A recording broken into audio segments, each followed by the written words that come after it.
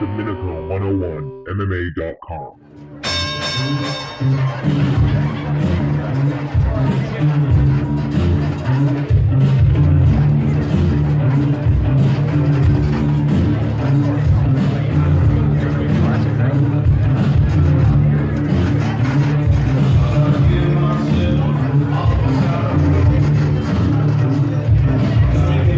Domenico101 MMA, and I'm here with Justin Sumter, who had an amazing fight on Premier FC 21 card a couple of Saturdays ago. The kid's a beast. 1 in 23 seconds. So we're going to talk to Justin right now and ask his little point of view about the fight and everything. Hey, Justin, welcome to the show. Hey, thanks for having me, Steven. Thanks for having me. Welcome. My pleasure, buddy. My pleasure. So we're going to get right into that fight you had at Premier FC, 185-pound fight. Tell us a little bit about that fight you had with Ralph Johnson, he's a veteran, has a lot of fights in MMA. So talk us back. Give us a little feedback on that fight of yours that night. Yeah, that was excuse me, a step up in my competition. I came off the fight with Sean Evans at Cage Titans, so I kind of wanted to make a statement that I am a 185-pound guy to be reckoned with, especially in the New England area. So Karen, she gave me a shout and said she had Ralph Johnson for me to fight.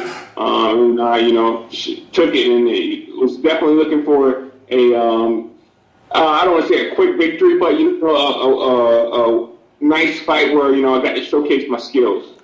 Yeah, it was quick. 23-second rear naked choke, and it wasn't just a regular. It was a painful rear naked choke. You locked it in. You come from, I would imagine, a great wrestling background. Just by you took him right to the floor right away. You're training with great wrestlers out of your gym. So, what's your feedback on training? Where'd you get your start? How'd you get into MMA? Well, I wrestled for 3 years in high school, and I didn't wrestle my senior year. In my first 2 years in college, I really didn't do anything, and that's one reason my college didn't really have a good wrestling team. So I was like, I'm really needed to do something. Then I met one of my good friends now in Georgia, and he said, "Hey man, you should start doing jiu-jitsu." And so I liked jiu-jitsu, and then like maybe a month, 2 months later, one of the guys asked me if I wanted to fight, and so I was like, yeah, why not? And I beat a guy that was 5-0 in a minute and 30 seconds. I knocked him out, so I was kind of like, I'm hooked. So I stuck with it. Not a bad way. Did you have some striking background? Like you said, you trained for 2 months. Would you strike for 2 months, get in there and knock him out?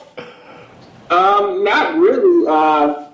Because I didn't do any striking whatsoever. Like when I was little, I did like a little bit of karate, but that was nothing significant. I'm just a tall, lanky guy, and I guess some people say like you're kind of born with some innate abilities inside of you, and I think striking was one of those. I kind of just perfected it over the years, but stepping in my cage, I felt comfortable. I was throwing kicks, I was throwing punches, and caught him on the right spot and just knocked him out. Awesome! It seems like you're a natural. I mean, people just, there's a lot of fighters out in the UFC that they start late. Not that you started late, but they do start late, and they're naturals at it. They take leaps and bounds in the first 2 years. So great for you. And let's talk a little bit about your gym and where you train out of. You mentioned Georgia. You from Georgia? Is that where you grew up and born and raised?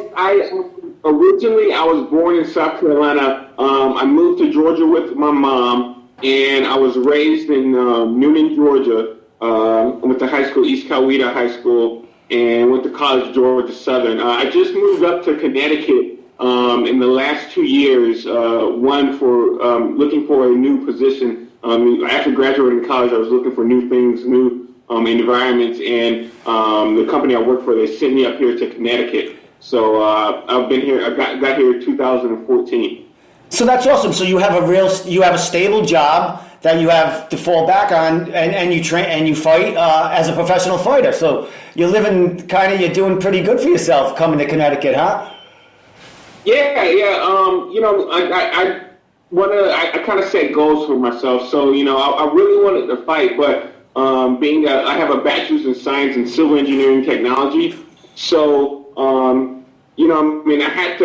I wanted to fight full time when I was in college, but I still had those goals of I wanted to get a college degree, and so I got my degree, was working, and then I had the opportunity to become a pro here in Connecticut, and I took full advantage of that. And I used to train with Henzo Gracie's, but since then I trained switch gyms in West Haven to train with Nick Newell at the Fighting Arts Academy CT. Yeah, FAA, very popular Connecticut gym. Nick's a very popular fighter. A whole nother story on him. But how was that experience fighting? Training with Nick, he became a champion in MMA. Yeah, what really stuck out to me is just the fact that he's been there. Not to talk down on any coach that hasn't been there, but there's a difference between a coach that knows what he's talking about and a coach that just, this is what you should do. You know what I mean? So they've been in there, they've been in the grind, they've been to the top of the mountain, and because it takes a strong person to go through all the daily tussle of trying to be a fighter. Because not everybody can do that, and to do that and reach the top level, that says a lot. So Nick has that experience and then that knowledge to me, especially because he knows where I'm at, because he was there, he was just starting out, and that's where I'm at, and so he's just taking me step by step of what I need to do to reach the top, and I really enjoy that. Well, that's awesome. You have a great role model there to smooth that path out for you. Because, there's a lot of bullshit, becoming an MMA fighter, pro, EME, everything. And when you have a guy like Nick Newell, who's been through, from the bottom where you started and all the way to the top, and he went out on his own terms, and now he's bringing all that knowledge to you guys, is great. I mean, it's great for the sport. He's great for the sport, and to have guys like you come out of his gym just shows how much experience and how well coached you guys really are. So Justin, now you just had a fight, a week and a half ago. It was only 23-second fight. So I'm sure you're fresh, and you went through training camp and all that. So what are you looking for now? I know you're not injured. So what are you looking for now? I'm looking to maybe fight the beginning of January. Kind of when it gets to holiday season, I kind of not really slack off in my training, but I want to kind of enjoy the holiday season with my family and my friends, because I have to go. In 2 weeks, I have to fly down to Myrtle Beach to see my father and my little brother. So, and I still got my stepmom down there as well. So, just kind of taking a little time off so I can relax, because really I've been in there. I had a fight April. I had a fight in August. I had a fight in October. So three to four fights a year. That's what I'm looking for. So I had my fights this year. Take a little break. And then try to, closer to the end of November, get back in camp and try to get something, maybe early January. They have reality fighting. I'm trying to get on that card, especially with Mohegan Sun. I fought in Bellator at Mohegan Sun for my pro debut, and that was exciting. So I would love to go back there and fight again. Also, Cage Titans has one later on in January. So either one of those are definitely on my radar. And I'm looking forward to just stepping back in there, because the good thing about having quick fights is you can jump right back in the cage and fight relatively soon. So yeah, that's awesome. You know what? But you make the other opponents a little afraid of you, which is good. You have a name now to be feared. I mean, a 23-second submission win over a veteran professional is damn good. I don't know if that's is that a record for Premier FC? I don't know. I'm gonna have to check on that. We're gonna have to check on that because you might have a little spot in the New England record books there, you know. So Justin, all right. So lots of cards coming up. Yeah, it's after the holidays. That's when they're all picking up again. Are you going to be attending any of the Cage Titans? Got one this week, and also CES. You going to be trying to attend them, or you just hanging out? As one of my teammates, he's making his amateur debut. Joe Milinsky. He's making his, I forget who he's fighting, but he's making his amateur debut, so I'm going to be in his corner along with Nick. So we would definitely be there this Saturday. Oh, so you're going to be at Cage Titans that Saturday? Yeah. I'll be there too. I'll be there as a fan though, so you might see me just a little dizzy looking, but it'll be all good. So all right, so any shout outs? Any you want to give shout outs to your family, anyone back home, because they're going to all see this. So okay, yeah. Shout outs to one. Shout out to first and foremost the guy, for giving me the ability, the faith to just go and pursue my goals. Shout out to my family. They're always supporting me. They're showing me the love, and I really appreciate that. I look forward to seeing them for the holidays.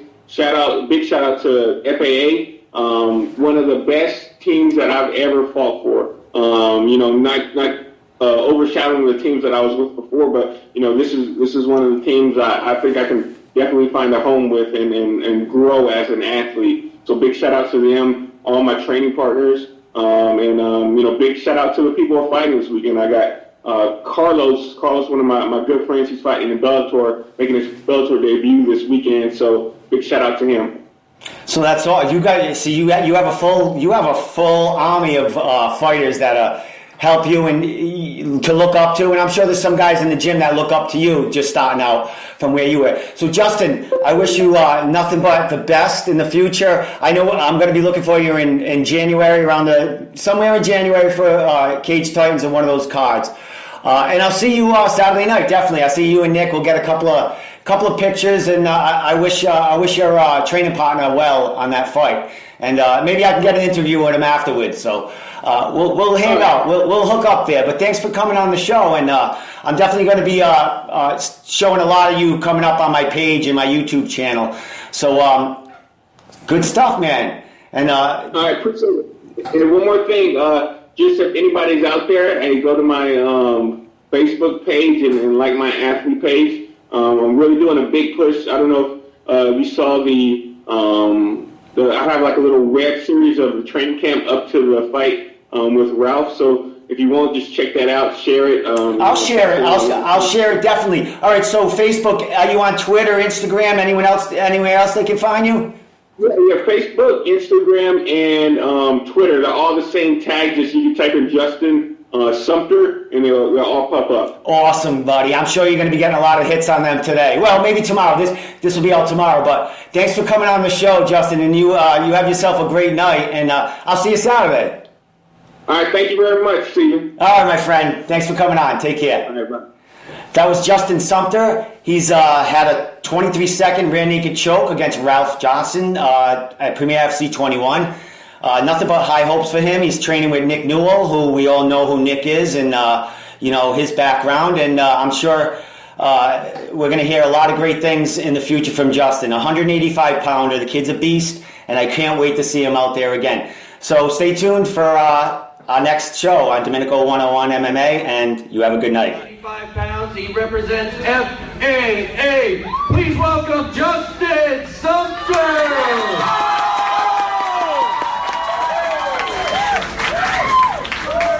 His opponent, fighting out of the blue corner, he represents FAF. Please welcome Ralph Johnson.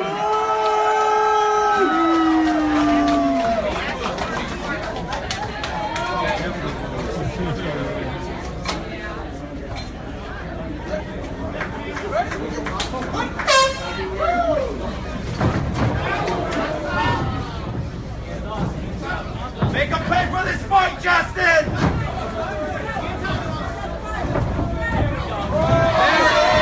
There it is!